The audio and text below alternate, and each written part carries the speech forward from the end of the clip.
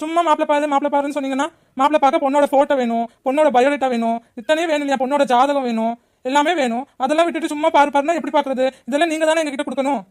ஓ அப்படியா? அப்படித்தான். இதெல்லாம் நீங்க என்கிட்ட முன்னாடியே சொல்லிருந்தீங்கன்னா நான் ரெடி பண்ணி கொடுத்துருப்பேன்ல. ஜாதகம் வேணா இப்ப கொடுத்துறேன். அது பொண்ணோட போட்டோவும் பயோடேட்டாவும் அதுக்கு என் பொண்ணு தானே வரணும். அவளை தான் ஒரு போட்டோ எடுத்து தரணும். பின்ன பயோடேட்டாக்கு வந்துட்டு ஒரு அவ தான் எழுதி தரணும். இதெல்லாம் இருக்கு. சரி, அவளை நான் வேணா எங்க அண்ணன் வீட்ல இருக்கா, அவளை வேணா ஃபோன் போட்டு வர சொல்றேன். அதெல்லாம் பெரிய விஷயமே இல்லக்கா. இப்பெல்லாம் வாட்ஸ்அப்ல இதுலயே போட்டோ ஷேர் பண்ணிக்கிறாங்க. இப்போ போய் போட்டோ தனியா போய் எடுத்தெல்லாம் யாரும் தரதில்ல. நீங்க என்ன பண்ணுங்க, உங்க பொண்ணோட டீடைல்ஸ் எல்லாமே சொல்லுங்க. சொல்ல நாங்க எழுதிக்கிறோம். உங்க பொண்ணு கிட்ட இருந்து ஒரு போட்டோவை வாட்ஸ்அப்ல ஷேர் பண்ண சொல்லுங்க. அதை வச்சு நம்ம பாத்துக்கலாம். ஆமா, இப்ப பிள்ளைங்க தான் அடிக்கடி செல்ஃபியோ குல்ஃபியோ எடுத்துட்டே இருக்காங்களே. அதுல ஏதாவது ஒண்ணு அனுப்ப சொல்றேன். அக்கா, செல்ஃபியோ குல்ஃபியோ எல்லாம் வேண்டாம்.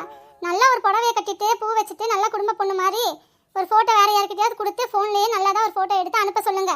அதான் நல்லா இருக்கும். எல்லாத்துக்கும் ஒரு முறை இருக்கு இல்லையா? இப்போ என்னதான் இப்போ செல்ஃபி அதெல்லாம்